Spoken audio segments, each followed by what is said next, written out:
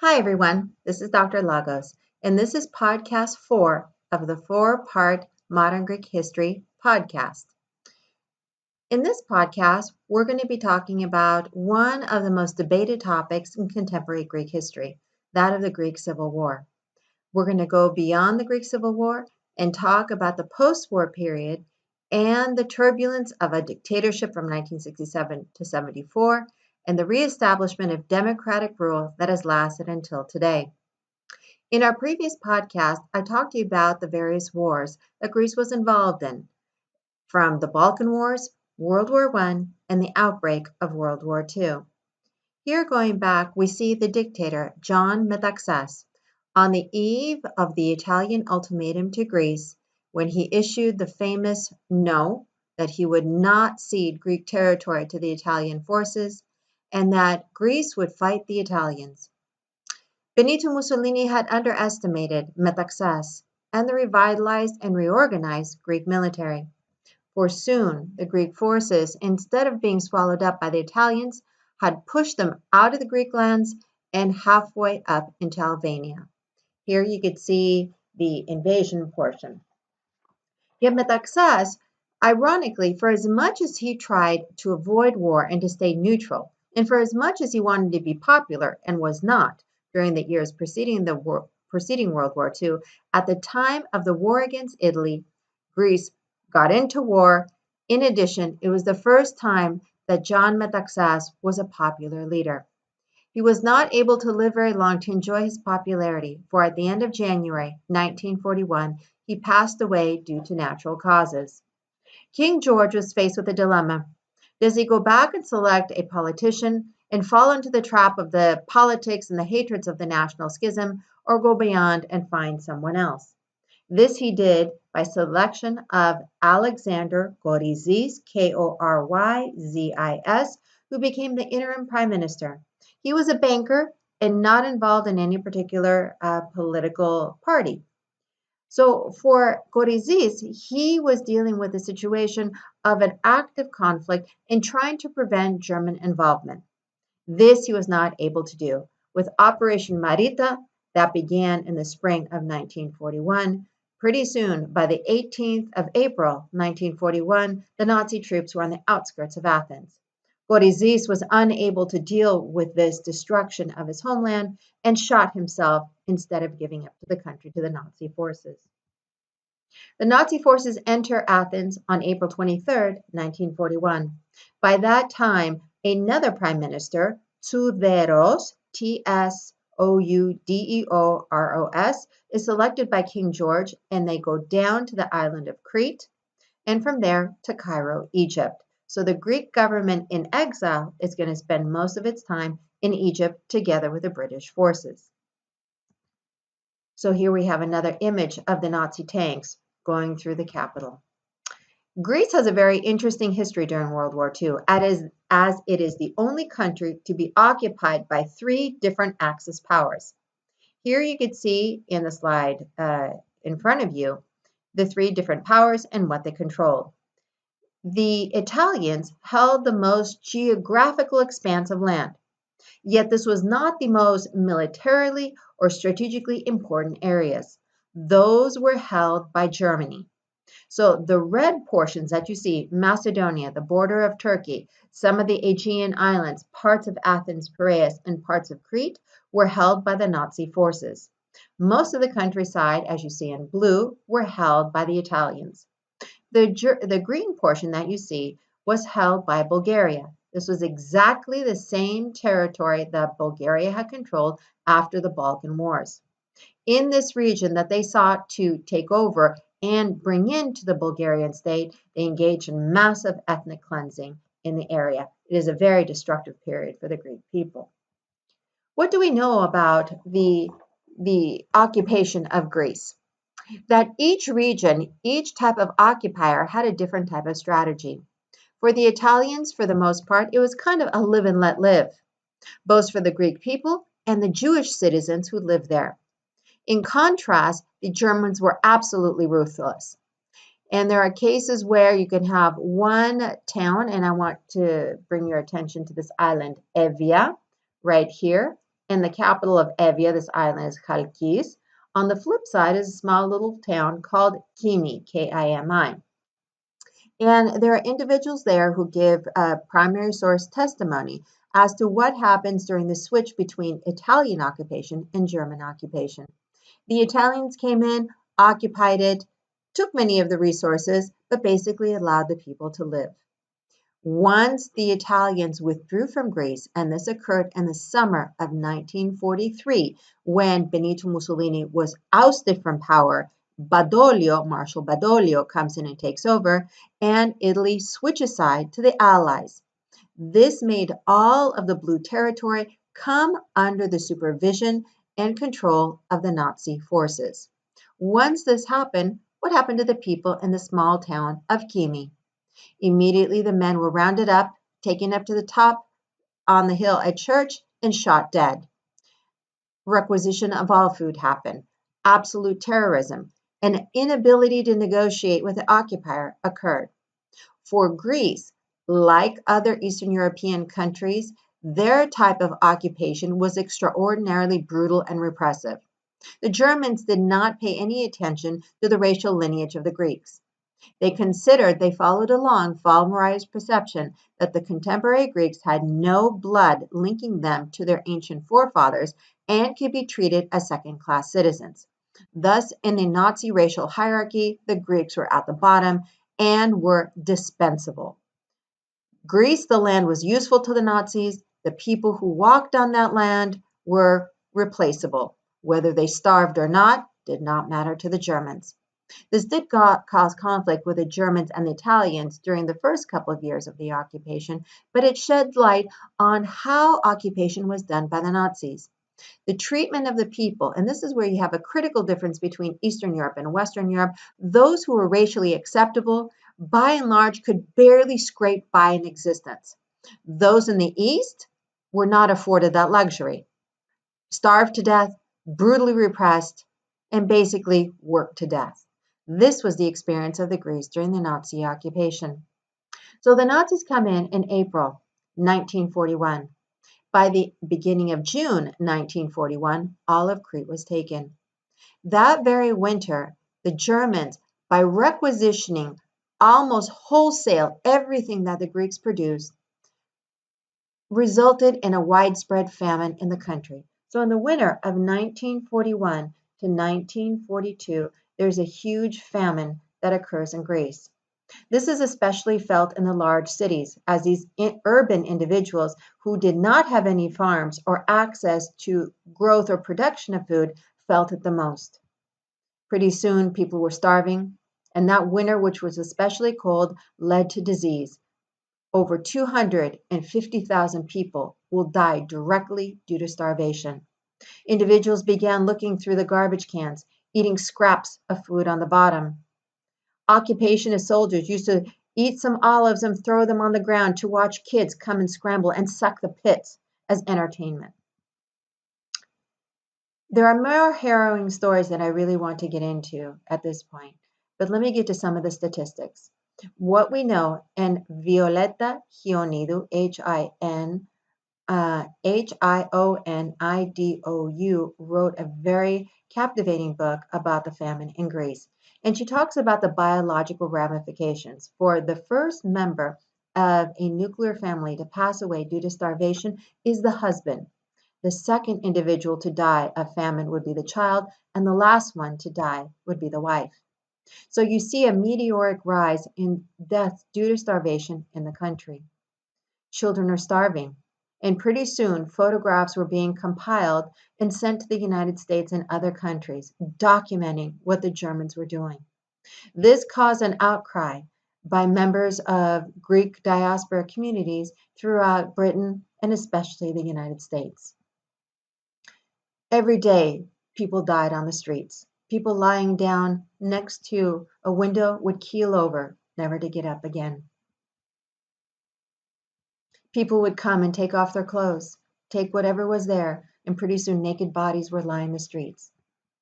Death wagons came every single day to cart off these individuals who had no money for food. Their families had no money for food and therefore had no money for any proper Orthodox burial. This broke families, broke villages, and really broke the bonds between all of the Greeks, whether in the urban areas and the rural areas, and even caused hatred between those who lived in the urban areas with those who lived in the rural areas. These absolutely appalling and terrifying images came to the United States, and pretty soon a war relief organization was established in the United States. This had been organized just following the Italian invasion, but with these photographs, all of a sudden Greeks were galvanized and brought together to help treat the famine that was occurring.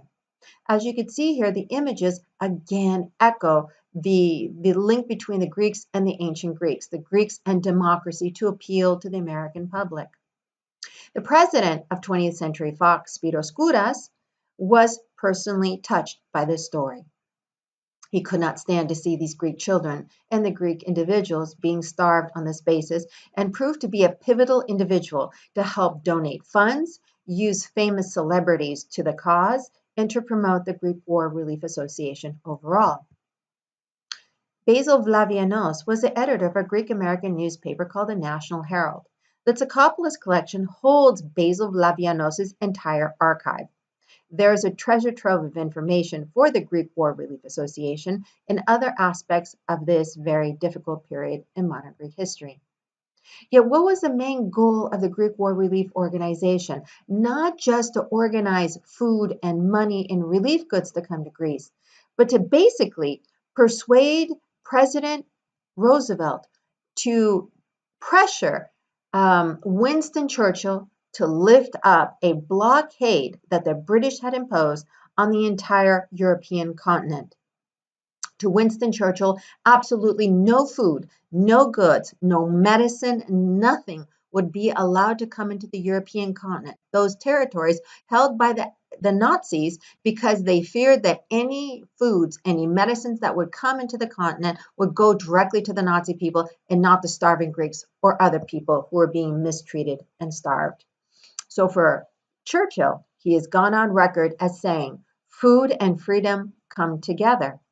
Yet even members within Churchill's own cabinet were upset over this type of policy and said that people in Greece were blaming the British people. Even the Nazis were blaming the British individuals for the blockade and for food not being able to come in. Roosevelt was especially critical in trying to persuade, humiliate, and pressure Churchill to reconsider his decision on the blockade. The Greek War Relief Organization is what brought this to light. Their efforts were pivotal in getting Roosevelt to put pressure on Churchill. Here is Peter Boudouris. He was the director of the GWRA in the Western States. Here are some of the appeals, the call for help, and you can find this in the Vlavianos archives in our special collections. Fundraisers, and believe it or not, the first performance by Frank Sinatra was actually done for the Greek War Relief Association over in New York City. Local American efforts, Greek American efforts, that is, across the country, even in Sacramento itself. King George had come to appeal to the U.S. Congress, and here he is with Franklin Roosevelt. He'll be speaking to Congress regarding the situation. Pretty soon, they were able to coordinate, and the British relented and allowed Turkey, of all countries, to provide the initial ships of grain to come in to help the Greek people. This first ship, Kurtulus, and you have the translation there, is liberation. They brought food and hope for the Greek people as they bring it in, and it was guaranteed to be given to the Greek people. Only 6 shipments of Turkish grain were able to come to Greece.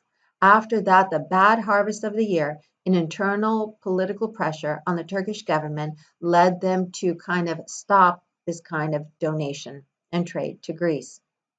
Pretty soon, another plan was put into motion that was orchestrated by the GWRA. Canadian grain would be sent to Greece on Swedish ships. The Swedish ships would be perceived as neutral and therefore non-belligerent, and the Nazis agreed, and so did the British. So relief came for the starving Greeks, and you see some food lines here. And children finally beginning to eat, clothing and shoes. By the mid-1940s, this is one of the iconic images for the Marshall Plan and American funds coming into the European continent and also to Greece. For it was Marshall funding in Greece that allowed children like this little girl for the first time to ever wear shoes. She's looking down at her feet, not because her shoes are so pretty, but because she never knew what shoes were. There are many people who never knew what it was like to wear a shoe.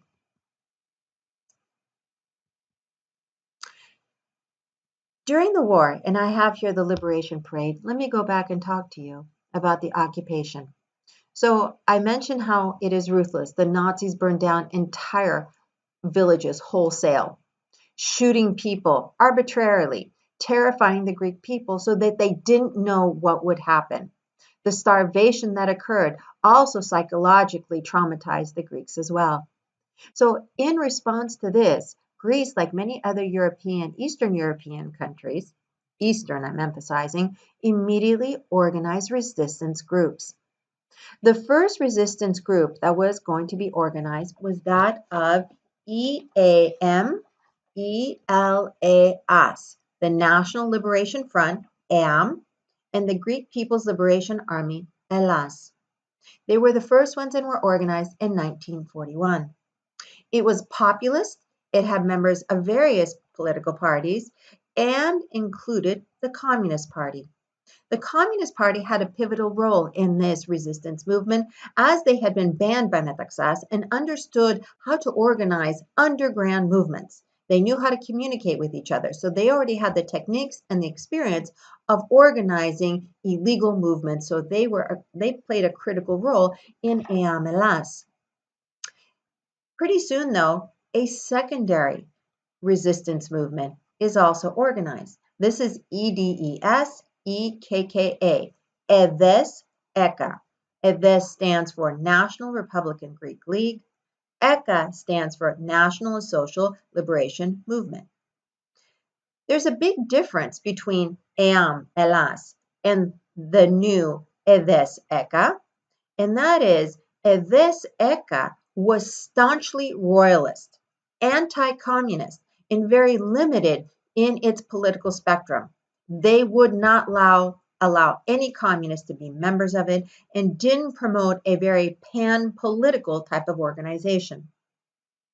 So let me get to a couple other factors regarding these two groups.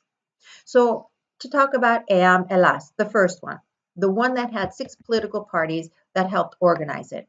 Pretty soon, the communist membership of EAM-ELAS began to dominate the organization. Yet they never used overt communist propaganda to recruit people. Rather, they used very populist terms: food, shelter, hatred of the Germans, resistance to the occupation, and linking EAM-ELAS's cause to that of 1821 and the liberation, the Friendly Society. It's a nationalist liberation campaign against the Ottoman Turks. So they're linking their 1941 campaign against the German and showing links to 1821's against the Ottoman Turks. Both they wanted to show as liberation for the Greek people, as a very patriotic campaign. So this was initially the approach that was used. Yet slowly from 1941 all the way to 1943, the communist domination also began to use some communist rhetoric in the propaganda leaflets. Most of the Greek citizens who never voted for political principle, but rather personalities, missed this communist rhetoric. They didn't quite understand the subtleties of what was being written in these pamphlets. They said, Greeks rise up against your oppressors. Greeks rise up against the foreign occupiers. So for them, they saw it in nationalist and patriotic terms.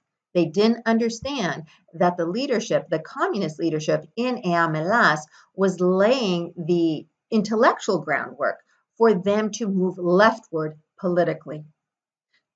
In contrast, EDES EKA, which was staunchly royalist, by 1943 had seen what EAM-ELAS was doing and understood the communist propaganda that was being passed through all the membership.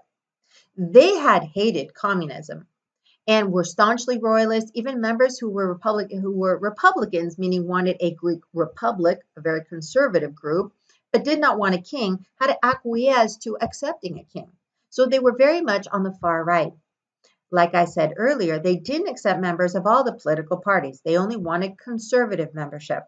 So they hated communism, and the British gave a lot of funds. And initially, the British actually gave funds to both organizations, both resistance groups. But by 1943, the communist rhetoric in Eam Elas's propaganda prompted the British to cut off any sort of funding.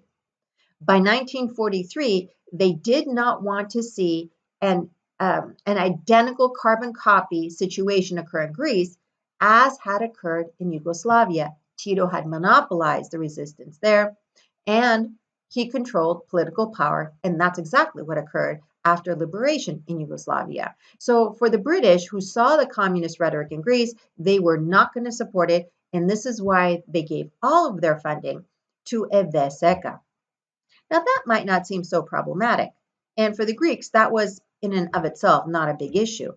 What tainted Eveseka was that by 1943-44, it was fairly clear that the Nazis were on the losing side of the war. Those who were part of the occupationist government in Greece, so the administration that was governing Greece, Greeks who were part of the occupying administration from 1941 until liberation in October 1944, were seen as traitors selling out to the occupiers. These individuals in 1943 understood their situation, and it was a bleak one. So many of these individuals tried to save their lives by joining a resistance movement. Eam Elas would not accept them, but Eveseka would. So for them, even if they were Nazi sympathizers, even if they were outright collaborators, they were accepted by Eveseka. So in taking a look at these two resistance organizations, many of the Greek people got caught in kind of a moral limbo and confusion as they might be supporting the liberation of Greece, being absolute Greek patriots, yet getting caught up in a political conflict between the two resistance movements that are going to have significant effects on themselves and how people are labeled. So you can be someone who's a very moderate, politically aligned individual, but if that person joins Eam Elas, by 1944, that person was going to be pegged as a communist, and that person's identity card in the post-war world is going to be marked. It will be marked as a communist. So initially, from 1941 up until 1943, Eam Elas and Eveseka are going to try to kind of work together. They're going to jointly organize a campaign to blow up a critical bridge that links central Greece to southern Greece, Gorgopotamos Bridge. And I'm not going to even try to spell that correctly. Gorgopotamos Bridge, and please look this up in the cloud book. But by 1943, the fact that the British had cut off money had led to a situation where these two groups became very antagonistic. The Germans are going to be exploiting this exact situation. And by 1944, they were already strategizing their exit from Greece. So what do? They exacerbate these tensions between the two resistance groups to their advantage. By encouraging conflict between the two groups, they would be too busy fighting against each other and not so much the Germans. They are able to escape relatively unscathed. But what ends up happening is the Germans and the British are laying the groundwork for an outright conflict at the end of the war. Here we see a liberation parade in October 1944. This should have been one of the most joyous periods in all of Greek contemporary time.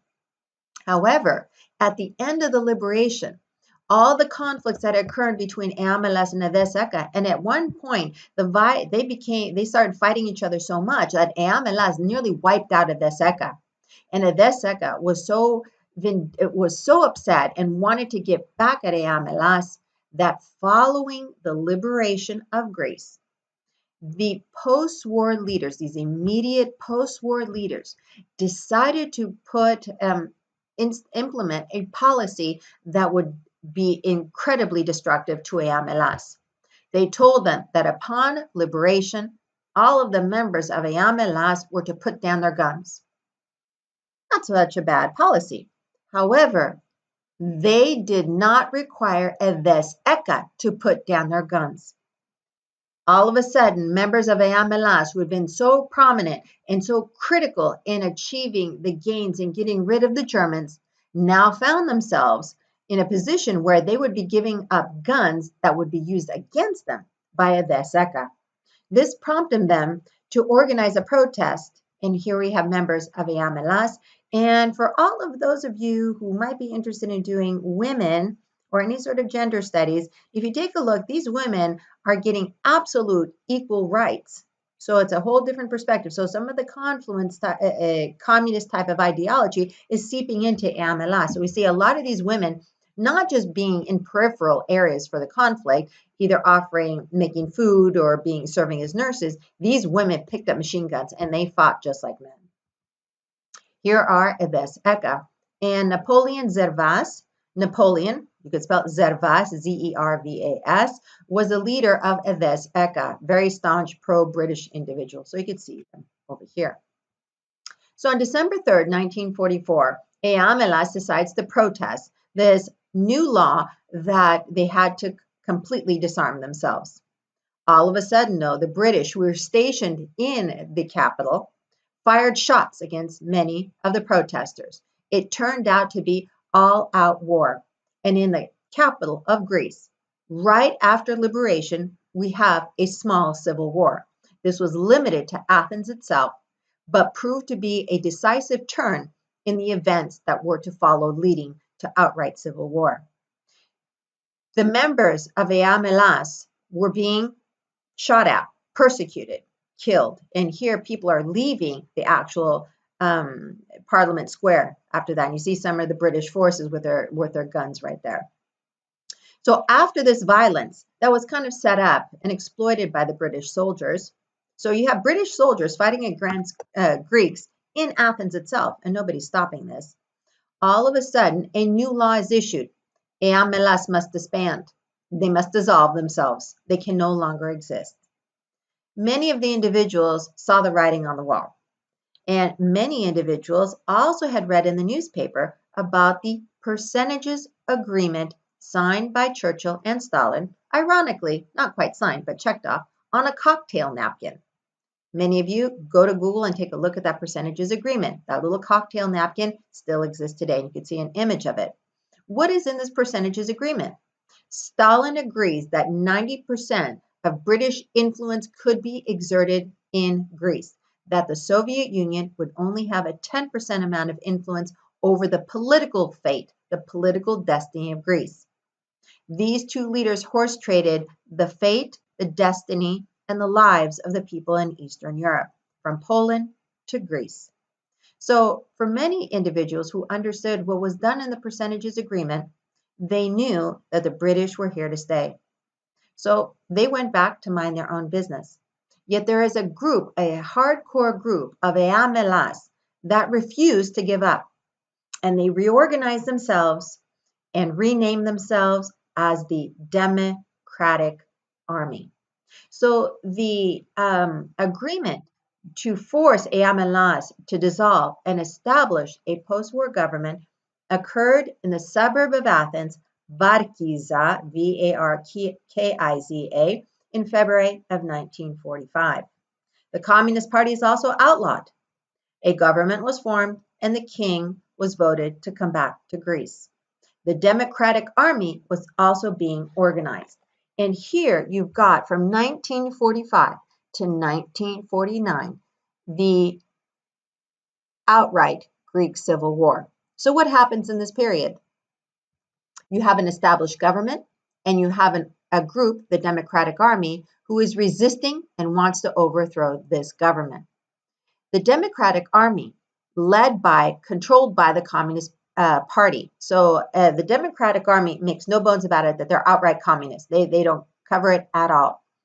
Yet they're not getting the direct support by Joseph Stalin of the Soviet Union. They're not getting any tanks, they're not getting any troops, they're getting nothing. So who are they going to appeal to? Their next door neighbor, Joseph Tito. And Tito, what does he do? He will give troops, he will give money, he will also give military equipment. What was in it for Tito, though? For Tito, he asked of the Democratic Army that in the event of their success in overthrowing the sitting Greek government, that Macedonia, the part that is in Greece, that includes Salonika, would eventually be given to Yugoslavia to be part of a Balkan Communist Federation that Tito was organizing.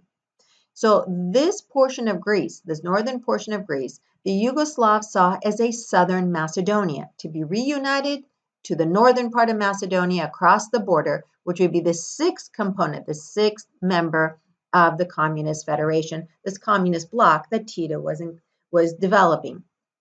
So the Democratic Army had made a deal with Tito regarding the Greek Civil War. And in this period, 1945 to 46, they had reorganized themselves. 46 to 47, they had secured all the support from Tito. And from 1947 to 1949, they were fighting against the Greek government. Most of the fighting actually occurred from the center of Greece and northwards, especially in the mountainous area. Here you could see some of the Democratic Army bases that were across the Greek border. So the purple is actually Greece. This is Yugoslavia, and there were members also in Bulgaria. So there were a lot of supporters across the border of Greece, both of which were solidly communist. And even in Albania, absolutely communist. And here we have an image of Democratic Army fighters. So as they are trying to fight, in 1947, what also occurs? Great Britain, which had been one of the three great powers helping guide Greece, getting involved in Greek affairs, was facing decolonization in the British Empire. They could no longer afford to be a protecting power to Greece. They were facing their own political difficulties. They had to reconstruct their own countries and had no extra money to be given to Greece in any way, shape, or form. So what happens? Churchill begins to send communication to the new president in Greece. FDR had passed away due to brain hemorrhage, and Harry S. Truman becomes president of the United States. Churchill begins communicating that the communists are going to be taking over Greece, and that unless the United States steps in, that Greece will fall to the communists, and all of a sudden then Turkey's going to fall, and a domino effect will occur, going all the way into Asia.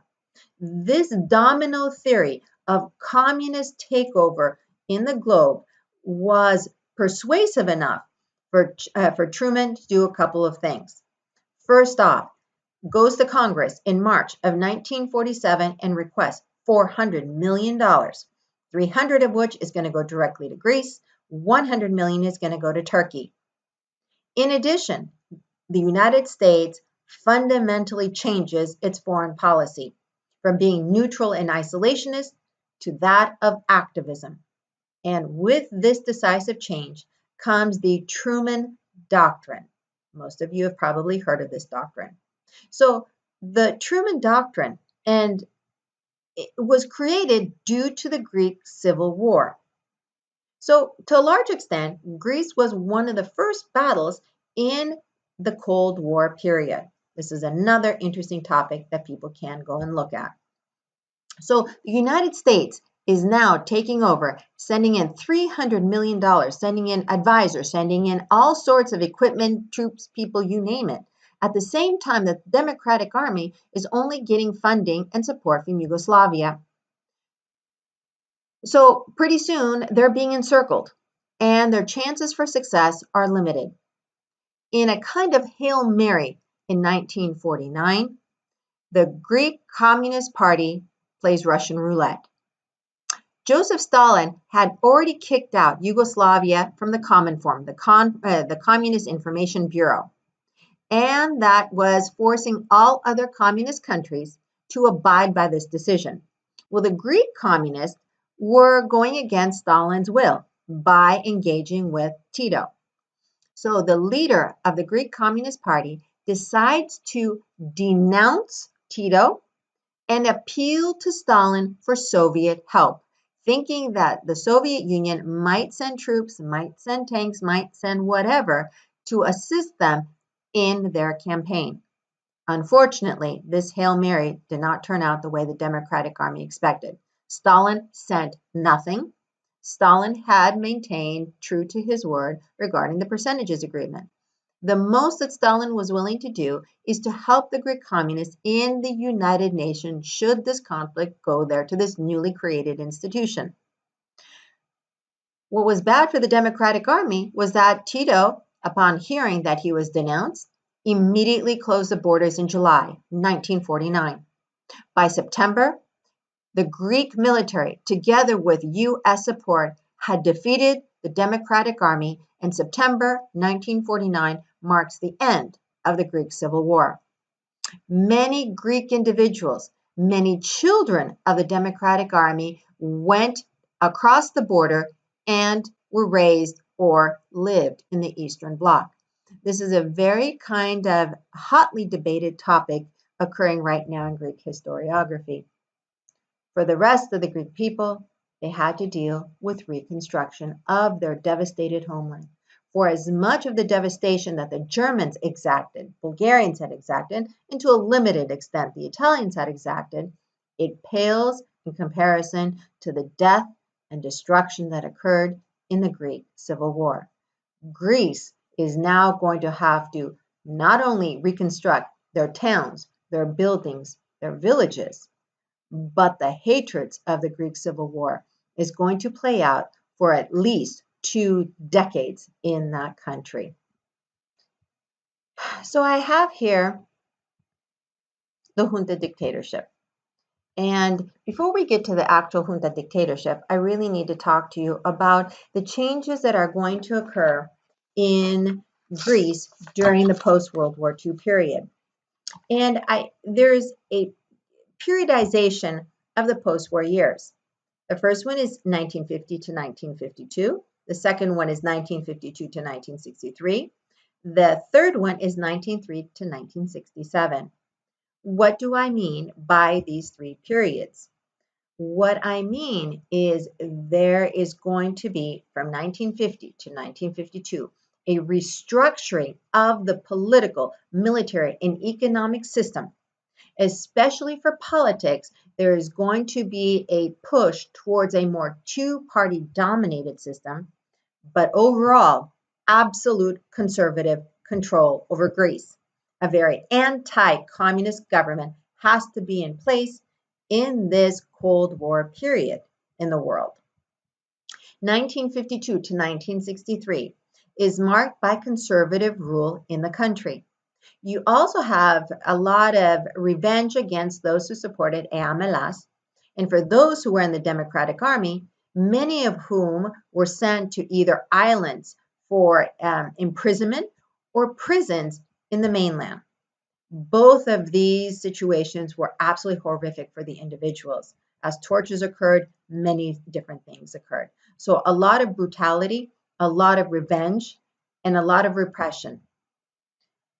In addition, for individuals who happened to be in Eamelas, they had to sign loyalty oaths, rejecting, going back, denouncing any sort of liberal type of ideology and accepting the conservative government and everything it stands for. Many people signed these declarations that were kind of printed in the newspapers as a way to open the doors for their and their families' kind of ascent, either to make it into a university, to get a permit for a position, to be able to do anything through the administration. So this was absolutely critical for any family who wished to kind of rise up in the post-war world to take advantage of any opportunity that might come. Rejection or not signing these loyalty oaths might be problematic to them. From 1963 to 1967, we find another turbulent period in Greece. Here you've got the rise of a more liberal type of government led by a person named George Papandreou. Papandreou. And Papandreou, you have to learn that name because it's going to come up all the way from in the 1980s and 90s. The son, Andreas, is going to dominate the political landscape. I'll get to that in a little bit. So George Papandreou is going to lead a government, and it is going to be the issue of the island of Cyprus, which is going to be such a problem, not just for the islanders, but for Greece, Turkey, NATO, and the United States. This is going to turn into a political hot potato that nobody's going to like. Following 1967, and if you talk about the post-war years, I end in 1967. It ends because on April 21st, 1967, a military dictatorship takes over Greece and stays in power until 1974. Let's go back to the three periods. So between 1950 and 1952, U.S. involvement in Greece, and if you think about it, 1947 to 1951, about $1 billion are given to the Greek people. I mean, we're talking trillions in today's currency. All of this money that is coming from the United States, and there is like a kind of like an oversight of the United States onto Greece. So a similar type of relationship that Greece had with Britain is now done with the United States. The United States are far more direct in their involvement in Greece, far more so than Great Britain. So on a political level, what did they want? They didn't want to see so many small political parties. They said in the past, Greece has had a very unstable political situation because of the plethora of political parties. Also, the electoral system has been not very conducive to larger parties. So an electoral system had to be changed so that you had to get a really high voting level in order to enter parliament. So it kind of pushed the Greek people to vote for fewer parties. So ideally, there would be only 2, maybe 3 political parties in the parliament. For the Americans, there might be 2, but only one is going to rule, and that would be a conservative government. Nothing else other than a conservative government could be in power. So in trying to change this electoral system, the United States also found an individual who they felt would be most appropriate to lead Greece in the post-war period. This was a general by the name of Papagos, Papagos, who was a contemporary, the same age really as John Metaxas, who died in 1941. He was a military leader. He was staunchly anti-communist. He liked the United States. A good nexus, a good relationship was had between Papagos and the United States. So they encouraged him to leave the military, to cashier out of the military, and form his own political party. So he resigned and formed the political party, the Greek Rally Party. It is his political party that is going to dominate. So it'll take like 3 elections for him to get a majority. But he does it by 1952, and he and his Greek Rally Party are going to continue on. So let me talk about the economic type of restructuring and the military before we move on to one of the critical leaders during the post-war period. And that is economic investment. And this is kind of like another hot potato issue because so much American funding was coming into Greece. But how is it coming in? It's being funneled through the banks. And here's where we begin to see problems because the banks, as private institutions, are going to invest in the highest profit generating industries. As a result, in the post-war period, the rise of tourism and shipping that is just going to like skyrocket in Greece. Anybody who had an interest in shipping, any sort of tourist destination, hotel, restaurant, kiosk, anything to do with that, would obviously get funding from the banks. If these individuals were also conservative in their participation, supported Eveseka during the Civil War, they were almost guaranteed. Other individuals who continued the traditional economic type of enterprises of Greece, so half the Greek population that had traditionally been involved in agriculture or having animals, these individuals, when they requested loans in order to develop their farms, modernize their farms or their pastures or what have you, To the banks, this was not a high profit generating type of industry, and therefore were given like lower marks and oftentimes rejected for loans.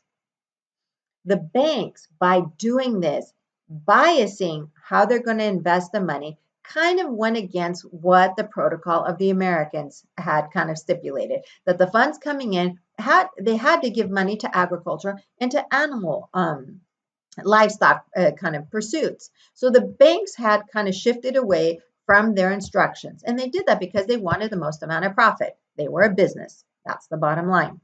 For those individuals, though, who were involved in farming and animals, livestock, etc., they began to kind of view the United States, this is like what they view.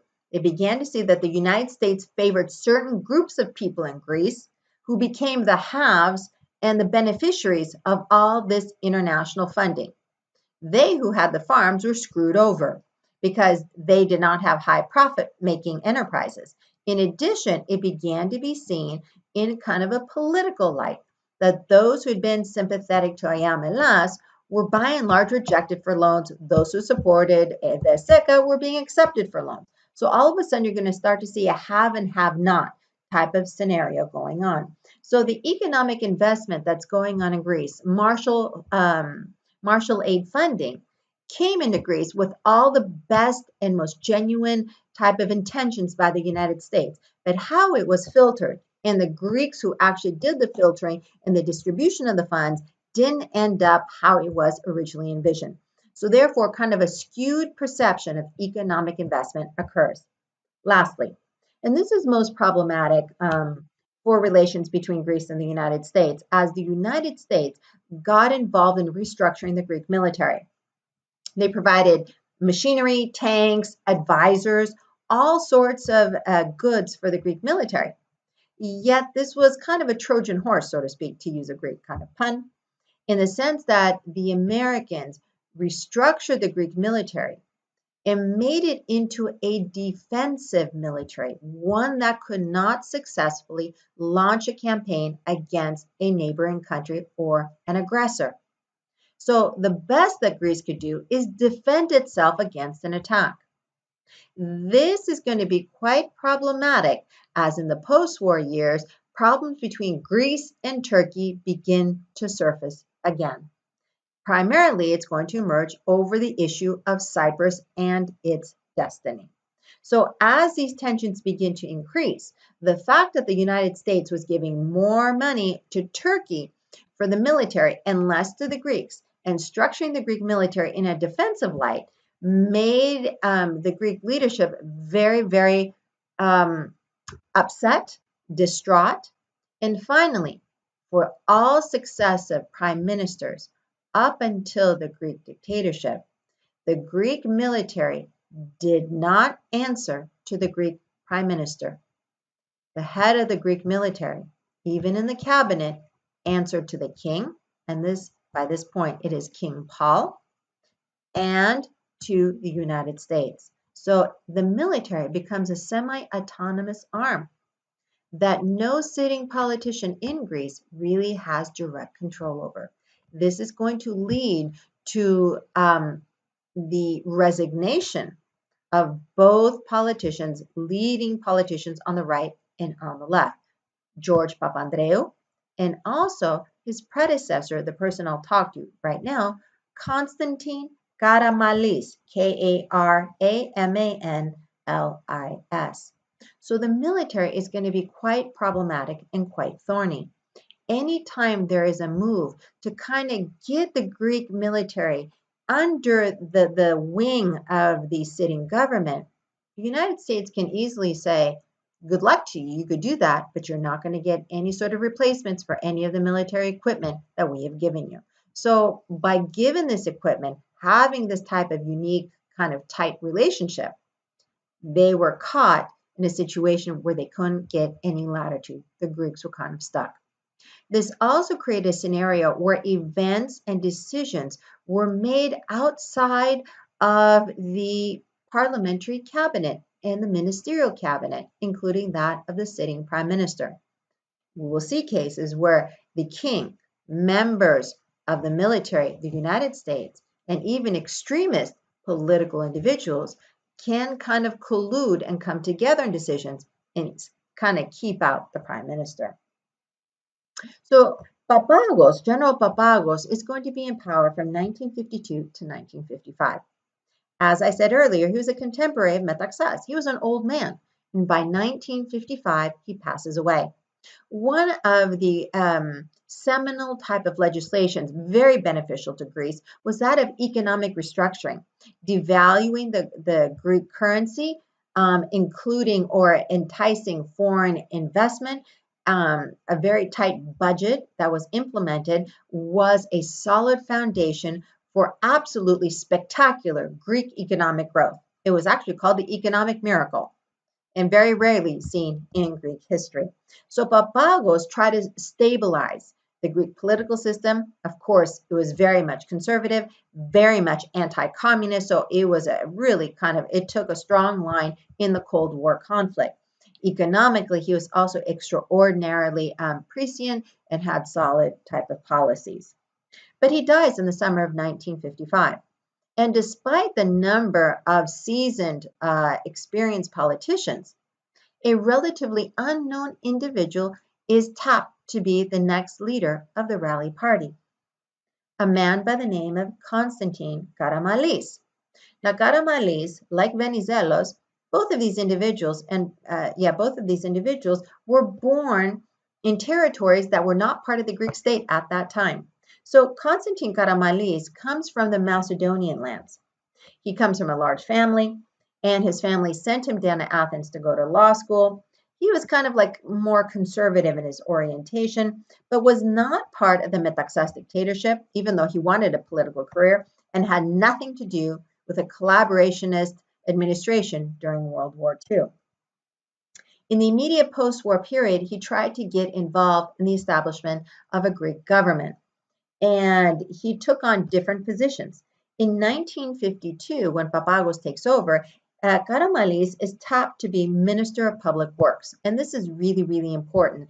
And Karamanlis does a really wonderful job. He is seen as a strong leader who could stand up to foreign countries. He wants to kind of deepen the ports of Piraeus to allow for better shipping. So he really wanted to modernize the country and give it a good foundation for infrastructural growth, which would lead to economic growth. So he's going to be selected as the next leader of the Rally Party and prime minister of the country. But what does Karamanlis do? He immediately dissolves parliament and also disbands the Rally Party and creates his own political party, the ERE. He comes back in and is elected. So both he and his new ERE are brought into power. What is the goal of Karamanlis? Infrastructural development. He wanted bank investments. He also wanted to see the growth of shipping and tourism and large-scale agriculture. So Karamanlis was definitely interested on a domestic level he was more like Trikoupis, domestic type of improvements. In the terms of foreign policy, Karamanlis here saw the trends in politics. And the one type of situation he definitely wanted to get involved in is the growing sentiment of a united Europe. What started off as a European Economic Coal, EEC, and then which eventually became the European Union, Karamanlis wanted Greece to be one of the founding members. So in a debate that has existed in Greece, whether Greece belongs to Europe or outside of Europe, is a more Middle Eastern, Karamanlis threw Greece's fate solidly in the camp of the Europeans. This was a lifelong goal for Karamanlis, so he's going to do everything in his power to achieve this goal. So Karamanlis is going to be in power twice. So from 1955 to 63, and again from 1974 to 1980. And both of these tenures in power, Karamanlis wanted to solidify Greece's membership into the European Union. His relations, though, with the royal family were initially good, but then began to sour. And overall, the conservative domination of the Greek landscape was beginning to crumble somewhat. And there's going to be the rise of an individual who had been prominent in the immediate post-war years, a man by the name of George Papandreou, who I mentioned before. Papandreou was around in 1944, had actually resigned over the issues that were brewing up over Eamelas and forcing them to kind of lay down their guns. He comes back and enters a political realm. And what does he do? He begins to campaign against the ERE, against Karamanlis, and begins to paint the situation in Greece as a country of have and have-nots. And that those who were have-nots were individuals who had fought for the Greek country, were true patriots, yet were being screwed over by the elites, these rights, these exploitative type of people. And he began to advocate very progressive policies, free education, a whole number of different types of legislation, and especially an equalization of economic investment. He also wanted to get rid of the loyalty oaths. He also wanted to do many different things to kind of equalize the political and kind of like normalize the situation in Greece. For George Papandreou, he did something that ERE never did. He was a grassroots campaigner who would go from village to village. He went through the entire countryside and began to paint the situation as a have and have not, and that people should join with him as one of the have nots to rise up against the haves. George Papandreou is going to take on a special prominence following a foreign policy kind of fiasco, and that is over the issue of the island of Cyprus. So Cyprus, when we left it, was a part of Britain. And the individuals on the island, which was dominated actually by Greek Cypriots, there were Turkish Cypriots, is kind of similar to what had existed in Crete. And the Greek Cypriots decided to follow a similar type of playbook that occurred in Crete.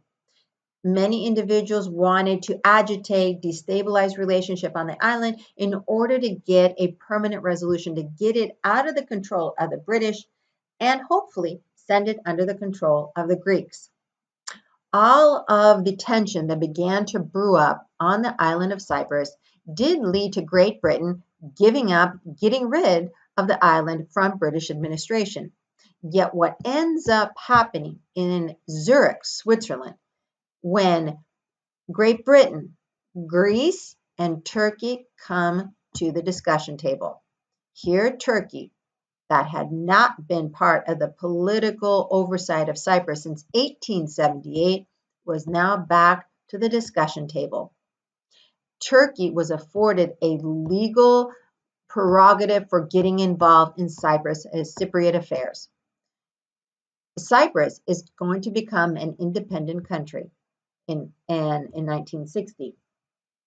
And the fact that, so negotiation 1959, 1960, the fact that Karamanlis allowed for a situation whereby Cyprus would be independent, not united to Greece, and have Turkish kind of involvement and Turkish Cypriot involvement in the local government was painted by everyone as an absolute disaster. Pretty soon, George Papandreou capitalized on the situation and began to declare that Karamanlis was a traitor. He was not a patriot. He had sold out to the British, had sold out to the Americans, and was just a puppet of Western interests. So pretty soon, Karamanlis is going to be, his popularity is going to plummet, and so too is his political party. In 1961, national elections to re-elect Karamanlis, don't go as well as many would have hoped. In fact, a plan was used to solidify and guarantee the ERE's electoral success. This plan is called Plan Pericles, Pericles from antiquity. The military gets involved, dead people miraculously rise up from the dead to vote again. All sorts of irregularities occur so that the ERE succeeds in the elections. George Papandreou, finding out the electoral results and having all these stories of irregularities, outright voter fraud going on, declares or attempts to declare the elections null, challenges the outcome, and this issue goes all the way up to the Supreme Court of Greece, which decided that yes, there were irregularities, there were problems with the elections, but they would verify and respect the outcome. Karamanlis was reelected despite the irregularities. This made George Papandreou so upset that he announced a new campaign slogan, the relentless struggle, that he was going to fight against this situation until he wins. And so his relentless struggle leads to another election in 1963 with George Papandreou coming to power. Here, George Papandreou is seen as a maverick. His son Andreas, even more of a maverick because he's so left-leaning.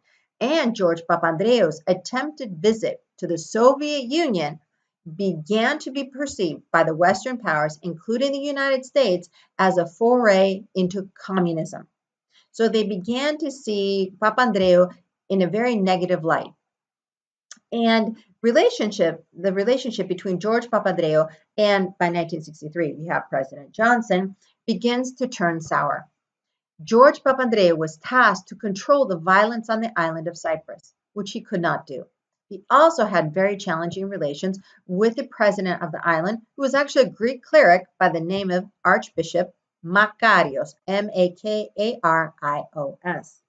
So the fact that George Papandreou could not contain the violence on the island, could not deal with the leader of the island, made his situation incredibly problematic.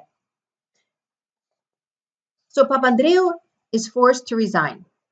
And in the spring of 1967, there is another set of elections that are organized. Initially, they were supposed to be in May of 1967. In the meantime, George Papandreou is campaigning and is proving very popular throughout all of Greece.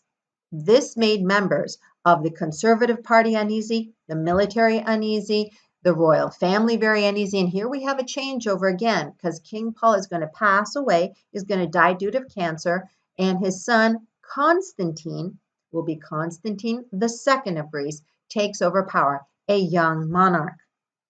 And the United States, all of these individuals are extremely hesitant about George Papandreou winning again in the elections. They were scared of what's going to happen, and they were especially unsettled with his links or his attempted communications with the Soviet Union. As a result, the royal King Constantine, members of the Greek military, conservative members of government, so the political party, conservative political party, and the United States decided to put into motion a NATO-devised plan called Plan Prometheus.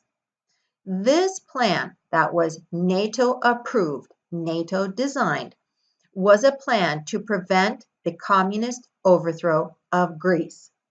So how are they able to implement this plan when there is no rebellion, no violent takeover being organized?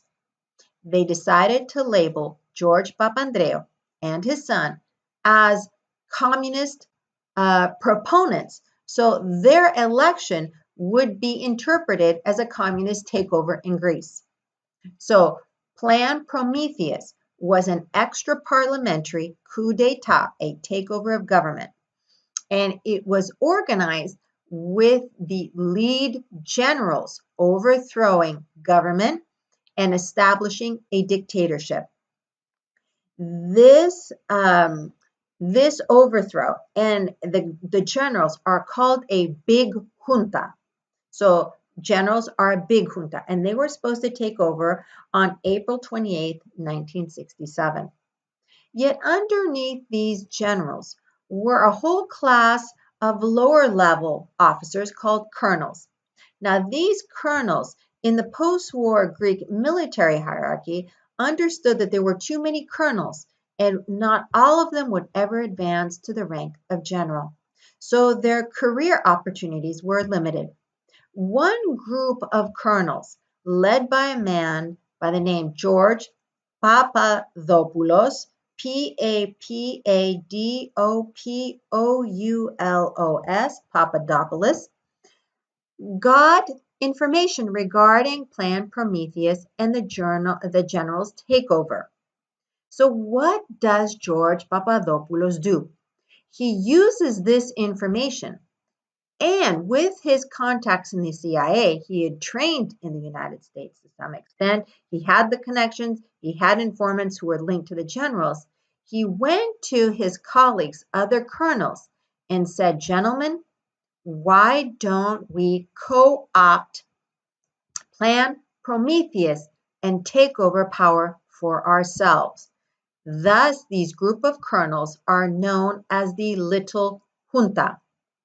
So the original overthrow was supposed to be scheduled on October 28th, yet the colonels decided to launch their version of Plan Prometheus a few days earlier. And let's begin this one. And they did. On April 21st, 1967, beginning at 1 o'clock in the morning, the signal was given for Plan Prometheus. Everyone thought that the generals had given the signal. No one questioned it. Everyone followed their orders. By 3 o'clock in the morning, all of Athens was taken. And by 6 o'clock in the morning, all of Greece was taken over in a coup d'etat. But the individuals who came on the radio to declare who they were not the generals. Rather, it was George Papadopoulos and his other colleagues, including General Stylianos Pattakos, Pattakos, General Gregory Spandidakis, Spandidakis, Colonel Nikolaos Makarezos for economics, Makarezos, and Brigadier General Dimitrios Ioannidis, Ioannidis, who was a very hardline individual. There were others as well, but they come on the radio and announced that Greece was sick and facing a communist overthrow, and that they were the only ones as doctors to restore Greece back to health. This took everybody by surprise. The coup didn't, but the people who took over took everybody by surprise. King Constantine, who had given his blessing to the coup, did not know what to do because while he authorized the Plan Prometheus, he never authorized the colonels to take over power. They were an unknown quantity and a big question mark for everybody who conspired to implement Plan Prometheus. Here are the colonels in charge, and you can see images of them. And George Papadopoulos is the one in the middle. So what are the goals of the dictatorship? And here we have early on one of the, this is a really critical image, and I can't emphasize that enough, because the young King Constantine is standing with all the members of the dictatorship. This was broadcast in every newspaper, every sort of media outlet possible, because it showed to the world that the king blessed and condoned it and was a part of the dictatorship. This is one of the reasons why the royal family and royalty in general is going to get soured in the taste of the Greek people. And by 1974, when the dictatorship is overthrown, so too does the end of the monarchy come to Greece. No more Glucksburg family, no more Greek royalty. So what are the goals of the dictatorship? Ideologically, they were anti-communists. They were strong supporters of the United States, but they also wanted to pursue a political agenda that was staunchly patriotic Greek. They were upset about what happened to Cyprus and were looking at the most beneficial foreign policy for the country, even if it made them steer an independent course from the Western European powers, including that of the United States. Socially, they were very reactionary in their views of family, religion, and the social order, morality in general. And if you think about it, the late 60s were the time of kind of like hippie culture, kind of loose living and all that, drugs, free love and all that. The dictators hated everything to do with kind of this kind of hippie culture and actually banned long hair on men and miniskirts from women. They didn't want to see any hippies coming to Greece either. So any sort of tourist who came in the country had to have a certain amount of money when they entered the country or risk being sent back. So they're very much a proponent of a strong police to guard the people of the country, to provide safety, security, hatred of communism, and children who are raised in solid conservative family, going to their schools, going to the churches, and even the teachers had to come and collect their classes and take them to church on Sunday. This is the extent to which they supported the church. They had strong relationship with the United States. Economically, they were very unique in the sense that while they kind of continued some of the policies seen in previous government, they actually loosened up some of the foreign investment and allowed for multinational corporations to come into Greece, including that of Coca-Cola, trying to get American banks to come in, offering better terms for Greek ship owners to fly the Greek flag. Some of these very, very prominent shipping families, Niarchos, Niarchos, Onassis, Onassis, refused to have anything to do with the dictatorship, but other families actually did and benefited. Let me continue on, and I'll finish up with King Constantine. So King Constantine is stuck in this moral quagmire because he authorized the coup but didn't support it, and was not very fond of the reactionary kind of mentality of these dictators, and tried to organize his own counter coup on December 13th, 1967. He wanted to get the Air Force involved. He wanted to get the military to come and overthrow the colonels. He began this type of counter coup in Thessaly, in Larissa, in Greece, in central Greece, but it turned to be a dismal failure. Constantine himself, his family had to take a ship, get out of the country, go to Italy, and eventually went to London, England. This leaving of Greece was the last time King Constantine was going to leave the country as the official monarch. The next time he's going to ever come back is going to be as a civilian with his title stripped, no longer as King Constantine at all. So Greece now is ruled by a dictatorship, and a lot of repression is implemented. There's torture, there is imprisonment, and they begin violating a lot of human rights. Pretty soon, other European countries begin to disapprove of this dictatorial regime and some of their repression and torture, and try to kind of criticize them. Greece, lying in the Council of Europe, lying about that they want democracy, lying about all sorts of stuff, withdraw before they're actually kicked out. And the only thing that is eventually going to keep the dictatorship in power is its relationship with the United States. And the relationship with the United States, for the dictators, they were really lucky because they got an individual that was not so popular and not so honorable here in the United States, President Nixon. These two, President Nixon and the dictators, form an uneasy type of alliance, as the United States would veto any sort of sanctions against Greece, and Greece in return would provide Nixon the ability to station the 6th U.S. Naval Fleet in Piraeus, the harbor outside of Athens. Another big problem for the dictatorship was the economic recession that occurred. OPEC, the oil crisis, affected Greece tremendously, and corrupt kind of policies were the only ones that allowed for the economy to really continue. And here we're going to see this kind of corruption manifest in the urban development of the country, especially the capital. Permits being given that shouldn't be given, just unparalleled growth without solid planning occurs in the country. So to a large extent, some of the not so beautiful aspects of Athens can be traced directly to the junta period. Also, there was corruption in the junta's links to the Greek Orthodox Church. That so long as the Greek Orthodox Church does not go against the dictatorship, they would offer tax benefits and other type of perks to the church that they didn't have before. So all of this is going on. The economy is kind of weakening during the embargo. And even with all the infrastructural development, it was not enough to kind of even out the problems that were going on. The repression is increasing, world disapproval is occurring, and by 1973, we begin to see protests. One of the first protests that's going to occur is that of the Athens Law School, and that's going to occur in March of 1973. There's a sit-in by all the members of the law school What you need to remember about law school in Greece is that typically all politicians get a law degree. So these were the future administrators and political leaders. That's where they were coming from. They had to sit in. Well, what does the dictators do? These junta leaders, they sent in their police and broke it up.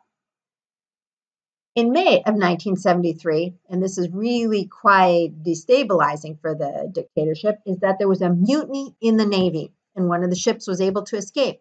So this kind of showed to the entire world that not all of the branches of the military supported the dictatorship. The most well-known protest that got international recognition and really marked the end of the dictatorship occurred on the evening of November 16 to 17, 1973, known, as you see on the slide, the Polytechnic Uprising. What is the Polytechnic? It is a branch of the University of Athens where engineers are educated and architects. So electrical engineering, civil engineering, all of these type of science-related studies. What makes a difference is that the structure of the Polytechnic building, and you can kind of see it here, there are gates around it that are very tall. Inside, what do these students do? What makes them different from the law school students? Their understanding of engineering allowed them to put together a makeshift radio station that they could broadcast information to the world. And the junta leaders couldn't jam it. So they begin to say all of the corruption, everything that is going on in the country, they're able to voice this information.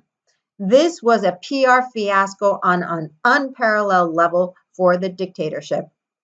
They tried to send their police force in to put it down. But as you can tell, if you look at the gates here, the police cannot get in. So what did they have to do? They resort to sending in the military, the tanks, and crushing the students who were there. Here you can see the magnitude. Look at how many people are there in support for the students. And you can see right here, bread, education, and freedom is on the sign. Here's the response by the junta, the tanks coming in. They're going to be fired at. So this is going to be a huge fiasco for the junta leaders. So what happens? Somebody has to take the fall. Who ends up taking the fall? The leader of the junta, George Papadopoulos. In his place comes the more hardline individual, Brigadier General Ioannidis. He comes in and a more repressive phase of the junta occurs. What does he do? Besides being oppressive, he has to figure out a way to legitimize his leadership in the junta and somehow revive whatever shreds of popularity or acceptance by the Greek people there was of the dictatorship. So what does he do? He decides to target the island of Cyprus. As I mentioned to you before, George Papandreou had a hard time with Makarios. So the junta also had a hard time dealing with Makarios as well. They decided to have an all-out kind of roll of the dice to gain popularity. And that was to overthrow the government of Archbishop Makarios on the island of Cyprus and unify Cyprus to the rest of Greece. They thought that this kind of reactionary legacy of the old Megali Idea would allow the Greek people to ignore all the torture, all the repression, everything was going on, and be happy again because they got Cyprus. So the individual who was selected to lead this overthrow was a Greek individual with a rather kind of British last name, Nikos Samson. So it is known as the Nikos Samson coup, which began on July 6, 1974. Here we have an image of Archbishop Makarios. Now, they were supposed to assassinate the Archbishop, but the Archbishop had a good network of informants and knew what was coming. Before any of these Greek assassins came in to kill him, he was able to escape and go into a monastery, and from there to the British embassy, and then to escape. Nikos Samson and his troops tried to take over the island, and at one point had even declared that Makarios had been killed, until later on, Makarios comes on the radio waves and announces that he was still alive. So it began on July 6, 1974, the overthrow July 15th. So we could see the invasion of Cyprus. What also happens? Turkey, based on their legal prerogative in the Constitution of Cyprus that was exacted back in Zurich, decides to send forces to the island. They took the forces and also a good portion of the territory. They wanted to capture and did take 1/3 of the island. So here you can see on the left-hand side the original kind of demographic makeup. The blue are primarily Greeks, the red are primarily Turkish. And you can see on your right what the division of the island resulted. So they took a disproportionate percentage of land for themselves, for Turkey, and there's only one country that really recognizes this northern part of Cyprus, and that is Turkey itself. No other country recognizes the existence of the northern part of Turkey as an independent country. So since 1974, since July 20th, you could say, or even July 20th, we're going to use that date. Cyprus is divided into two portions, and it has remained in the same situation until today. There have been attempts to try to reunify the country, but they have all failed. So after this invasion, this occupation of the northern part of Cyprus by the Turkish troop meant the end of the Greek junta dictatorship. They knew they were done. So on July 24th, the junta dictatorship is overthrown. It comes to an end. Who is going to come back and lead Greece to democracy? Believe it or not, it's going to be the junta leaders who are going to approach someone, and that individual whom they approach is none other than Constantine Karamanlis, who had been in Paris since 1963.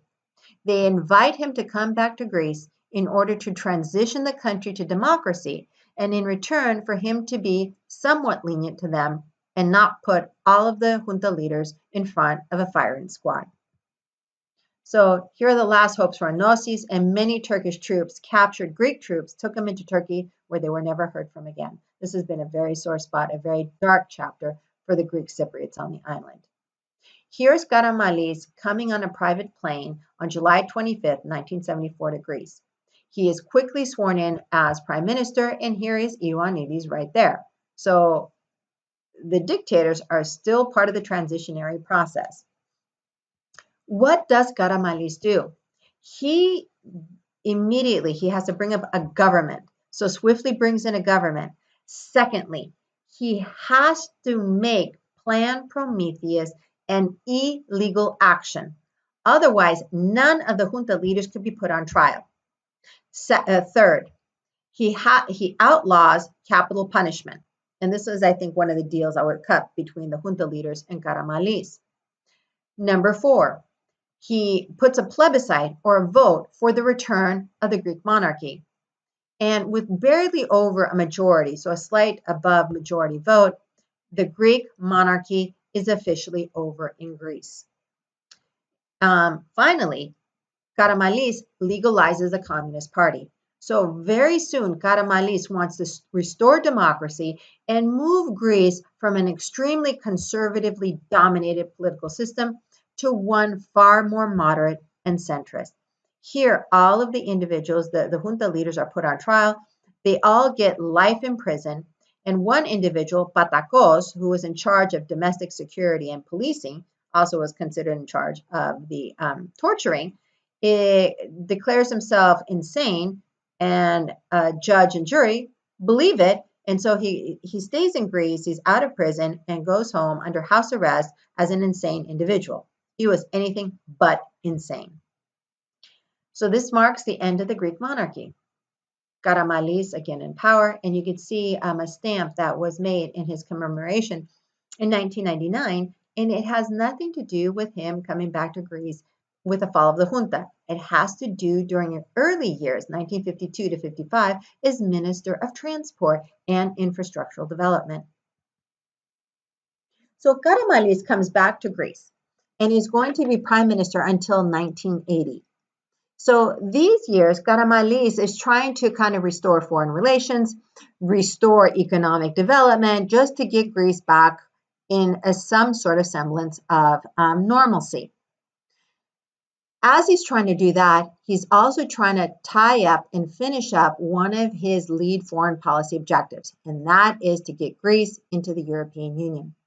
In 1980, he decides to step down as prime minister after he had signed the final agreements for Greece's induction into the European Union. Also, what is occurring in the 1970s? We see this as a time of shifting political interest, and the son of George Papandreou, and here's George Papandreou, remember, during 1963, he passed away in 1968 during the dictatorship. He was under house arrest. He was an old man, and he passes away.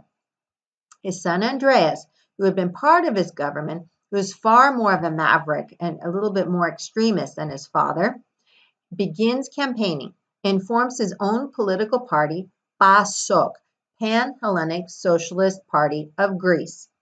And he begins to take on some of the policies or politicking of his fathers.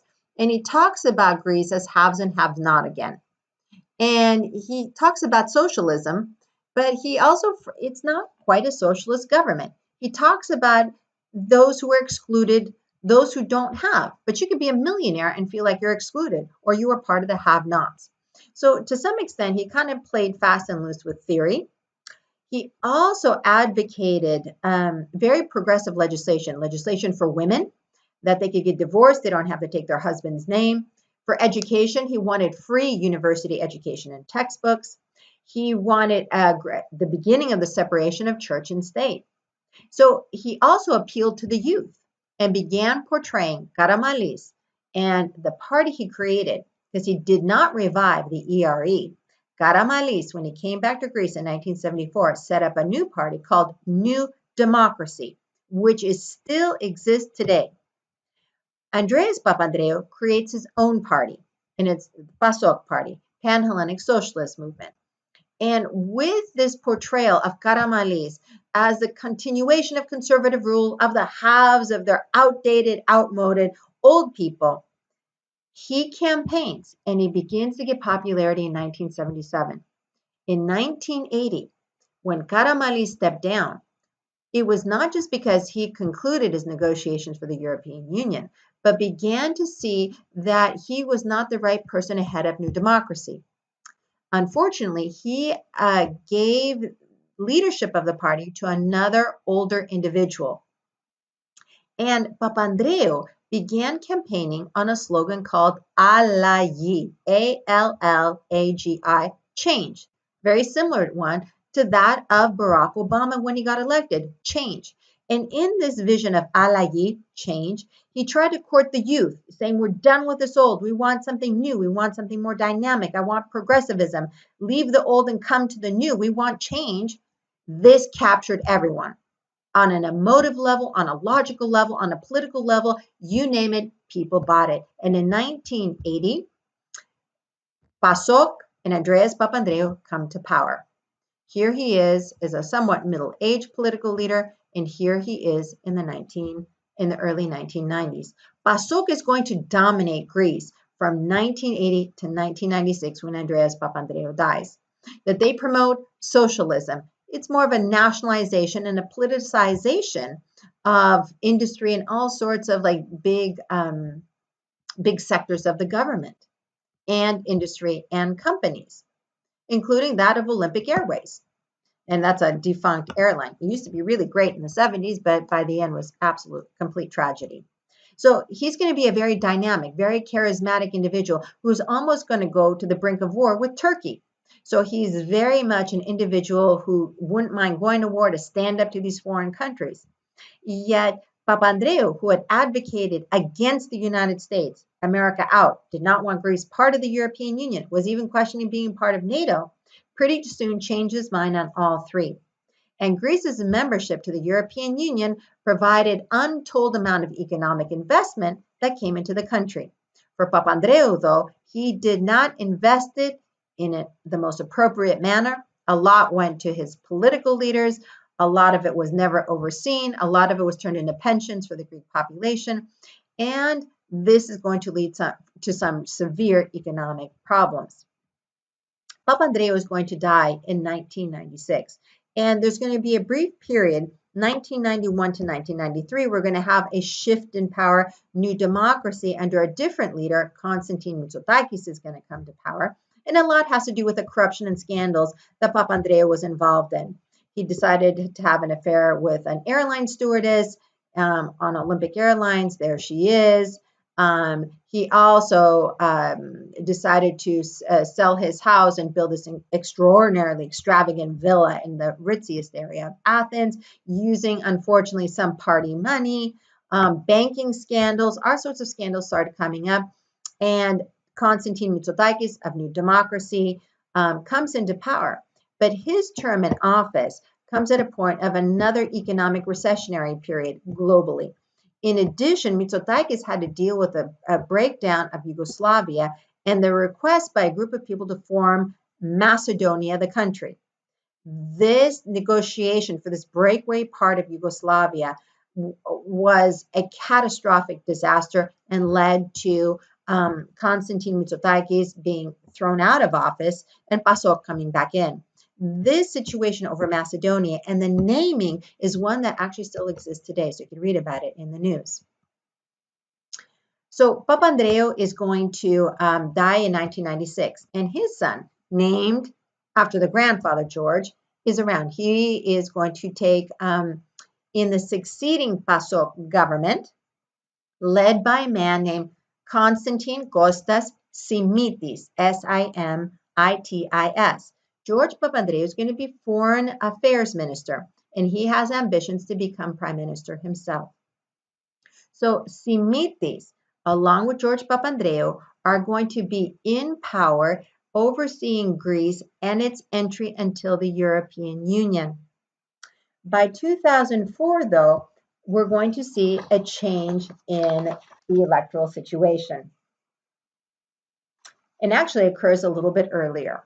And the elections of 2000 leading to New Democracy, headed by the nephew of Constantine Karamanlis, who has the same exact name, Constantine Karamanlis, and I put it on your outline as Kostas Karamanlis. So this is the nephew, the same exact name, who's leading up the same party as his uncle. They take over, and two great things happen in 2004.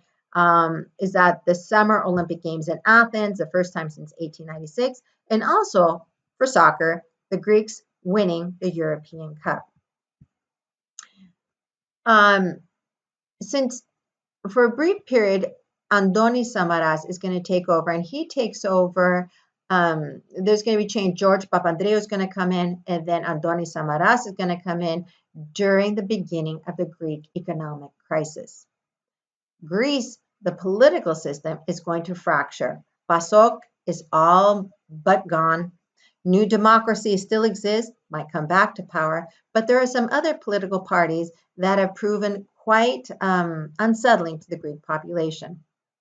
Alexis Tsipras in the extreme left Syriza, so it's further left than PASOK, is currently in government. This is a young political leader, very charismatic, kind of stylizes himself after Andreas Papandreou.